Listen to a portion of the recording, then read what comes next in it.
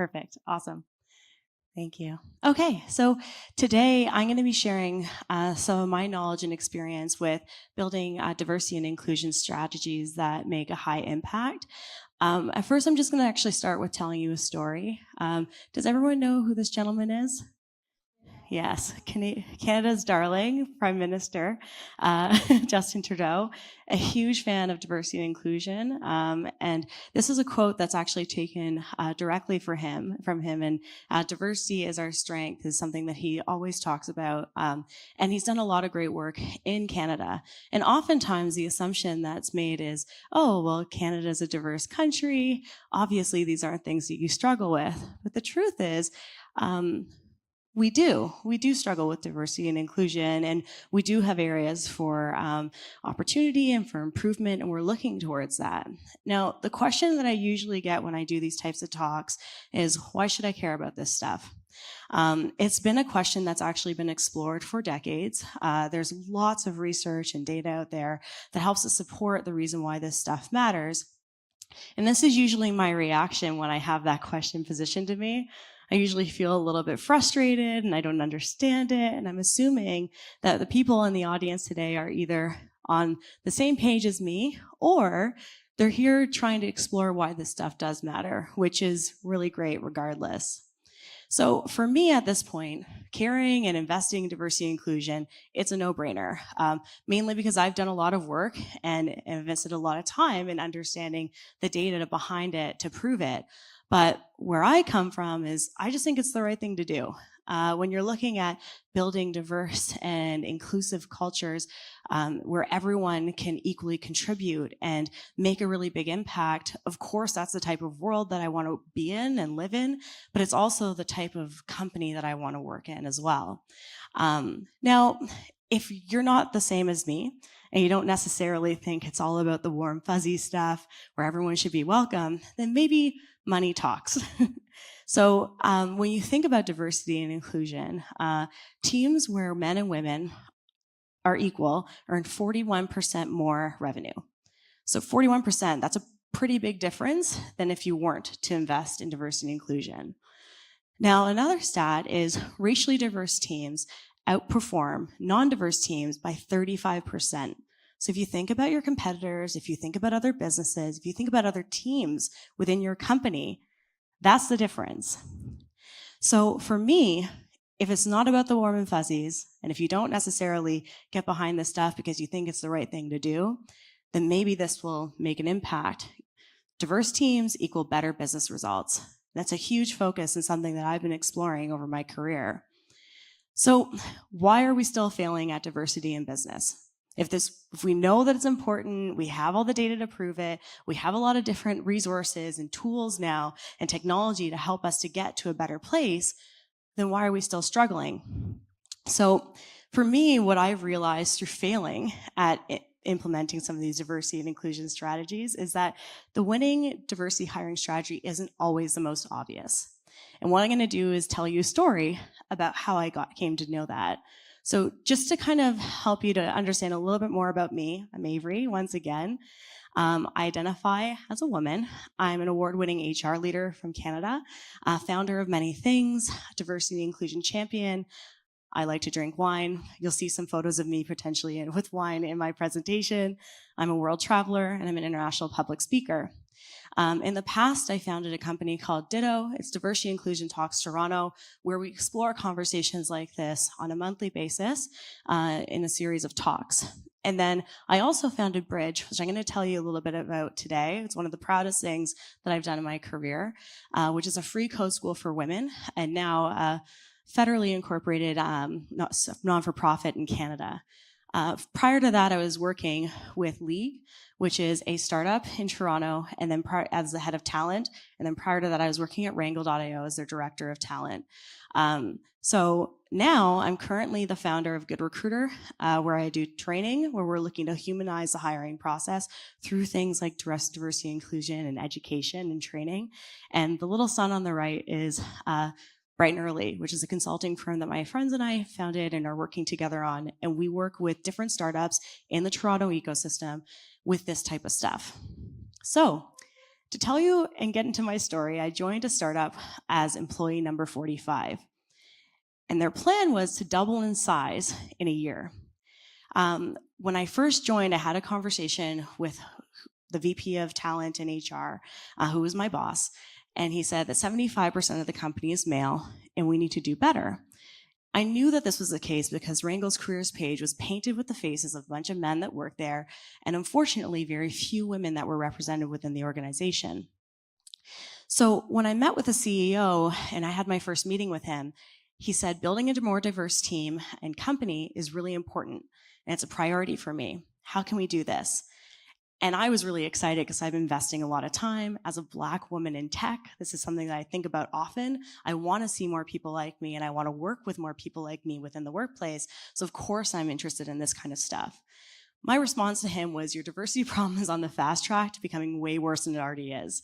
When you're scaling and growing as an organization and you have pressure from investors to double in size, you're not going to be really thoughtful, sometimes intentional, about maybe interviewing with a wide variety of people prior to making your first hire. And the reason why they weren't diverse in the first place was because Nick was making really short-sighted hiring decisions. He would meet with one person, he would often just meet with a friend of a friend, and what happened was you got an organization of 45 people that all kind of knew each other from their past life. And as awesome as referrals are, they often contribute to repeated people within an organization and repeated profiles of people. And then you get a homogenous type of culture and workplace. And if you want to learn a little bit more about diversity debt, I'm not going to dive too much into it, but it's a topic that I'm really passionate about. But you could also look at Uber, Google, and Facebook, and you can look at the problems that they're facing right now with their diversity debt they've accrued. And diversity debt is similar to debt financially or a credit card. It accrues over time and it happens quite quickly. So my strategy was simple. I went back to the CEO and I was like, right, I'm going to headhunt and directly connect with people, specifically with more women, to join our team. My outreach strategy focused on generating an equal pipeline, because where we had an equal pipeline, then maybe we would have more women join the team. I was like, this is going to be simple. And it was working. I was having many conversations with people. Oh, you can see the wine was covered up. I did something smart right in the corner there. So I was talking to a lot of people and having great conversations with really talented women. And I went back to my CEO and I raced into his office and I was like, this is working. I'm meeting with so many great people. I have lots of people I lined up for interviews. I've partnered with Ladies Learning Code. I've partnered with all these different kind of teams and companies to get us to a better place. Unfortunately, I kept getting a lot of emails like this. So I'd get off the phone with someone and then maybe a couple days later or a few hours later, even in some cases a couple minutes, I'd get an email saying, you know what, I don't think I have the skills required to join Wrangle yet. Let's keep in touch. Or I got another one. I'm going to improve my coding skills over the next 6 months. Can we chat then? This made me feel really disappointed because even though I was going out and I was generating an equal pipeline, I had lots of conversations happening, it just wasn't enough. So this experience got me thinking, as like, maybe I need to listen to what they're saying, right? Because they were interested in working with Wrangle. They're talented enough to join Wrangle, but we're still struggling. So I look back at these emails and the messages, right? When you pick out these conversations, I focus on, I don't have the skills. And the next one is, improve my coding skills. And I thought, what if everyone I interviewed was equally confident as the next in their skills? What if women were as confident as men? And I mean, we have the data and the stats that's out there. Women will not apply for a job posting unless they have 100% of skills that are represented within on the job board. And trust me, I think that I have nothing obviously against men, but it's been proven that they only need to have 30% of the skills to apply. So I also thought about, how can I single-handedly combat people's self-inflicted doubt in themselves? That's a pretty hard task. So I worked with my team. We had a diversity guild that was working on a lot of challenging problems at the time. And we thought of, why don't we build a bridge, right? Why don't we bridge the skills gap with free education and mentorship? And in a result, what we could do is we could skill people up, we could build confidence, and we could support women-identified engineers with free software engineering workshops and education. Now, the focus was to make it no strings attached, solution-centric, and community-focused. The no strings attached piece was really important. We didn't want people to believe that if they did the course, they had to work with Wrangle, because that's not necessarily fair to them either. And really, the reason why we built Bridge was obviously to build a pipeline of women to join our team. But also, we wanted to speak loud and clear to the rest of the tech community in Toronto to say, we're going to stand behind this diversity stuff that we're talking about, that we're investing time in, that we're investing energy in, right? That we're all talking about in this problem that we need to solve. Why don't you walk the walk too? So the results were paramount. We had more women apply for Bridge, which is the program name, in 1 week than we did for any of our engineering roles across the board. And Wrangle is a software engineering company. We hired engineers, product designers, and then we trickle in maybe marketing and HR people from time to time. But 70% of the organization was made up of engineers. We had so many applicants that it actually broke our company website. And as a software engineering firm, it's pretty embarrassing. And then we actually had numerous women apply who were actually already ready to hire. They were already too skilled for Bridge, and we actually put them through the test. So what this offered was an opportunity for us to hire them directly. And then beyond that, we actually built a really great pipeline of folks to connect with in the future. So it was a wildly successful program that allowed us to walk the walk, well, not just talking the talk. And what it resulted in was 50% of our workforce at the time being women. Not only did Bridge help us to attract more women to our engineering roles, but it allowed people to understand that we were an inclusive company, that we were thinking about these problems and we were tackling them directly head on. So where is Bridge today? Bridge is now a federally incorporated non-for-profit. Bridge doesn't just support Wrangle, they support many different tech companies in the Toronto ecosystem. Companies like Glossier, New Run, Razorfish. We have some other companies like different startups like Vena Solutions and everything that are jumping on board. And I wouldn't be surprised if one day a Bridge is available to people in Hungary. So it was something that educated hundreds of women, agender, and non-binary folks, both in development and product design. And this is really exciting for folks within the community because we've now expanded to product design. And on top of that, we're extending it past just women because we're trying to make the program more inclusive. So Wrangle and other leading tech companies, have made this a program that they hire people from, but also a way for them to invest back into some of the work that's being done in the diversity and inclusion space. Now, I had a lot of key learnings. It took failing at this first to really understand and to build Bridge. And Bridge actually burst a lot of bubbles that we see and hear in the tech community. Primarily, when it comes to diversity and inclusion, often people say, well, there isn't a pipeline. There aren't enough women that work as engineers. There are not enough women that work in CEO roles. There are not enough women at leadership roles for us to pull from. That's the reason why we keep hiring men.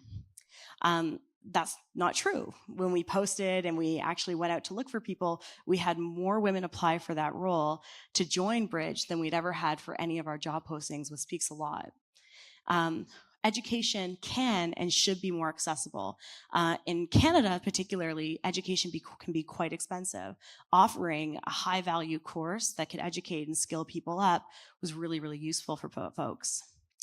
And what I also learned is that diversity and inclusion are not the same things. This was a big learning for me. And this was kind of something I knew, but I didn't understand the impact of it. Diversity is about numbers and representation. Inclusion is about impact, right? What impact am I going to make? Am I going to be involved? Are people going to accept me? Similar to the talk that happened prior, I totally agree. Diversity is being there at the party, and inclusion is actually being invited to dance. So diversity hiring efforts, in my opinion, will fall flat without a foundational focus on inclusion. And this is something that we need to think about and remember when we're building out some of these programs. And we really need to get creative with them because there's no one-size-fits-all solution. So the good news is I've actually developed a solution and a guide to work through. And it's been established around a framework that I've worked with in the past that's actually helped me to build winning diversity hiring strategies.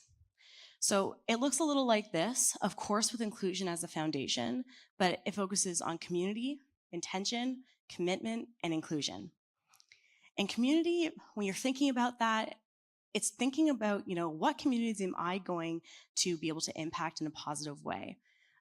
What am I interested in? What barriers I'm interested in removing for these folks, and what do I need to know about this group to best support them? This is something that I came across with Bridge, obviously through my initial conversations.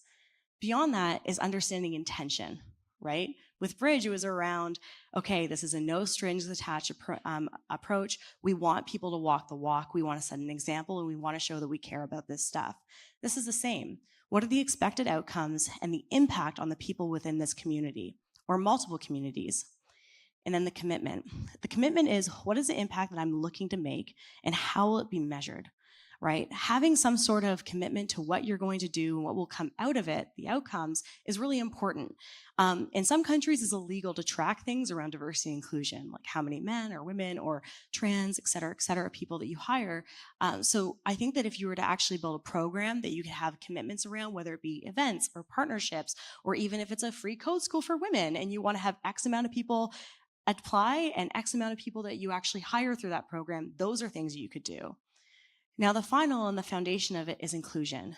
This was mentioned before, but all this diversity stuff does not matter. You can hire loads of different women and a great diverse group of people, but what will happen is if you're not inclusive towards them when they actually get into and join your organization, they will leave. And we're seeing that in lots of stats where in engineering, we're seeing equal amounts of women and men in North America entering the engineering field, but there's a massive drop-off post secondary education.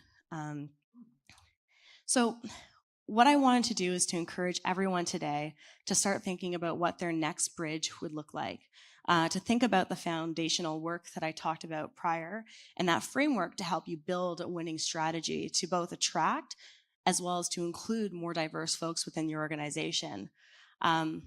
Thank you so much for your time today. I really appreciate it. And if you'd like to share any ideas, thoughts, things that you've done in the past, feel free to connect with me. I basically live on LinkedIn and Twitter. Thank you.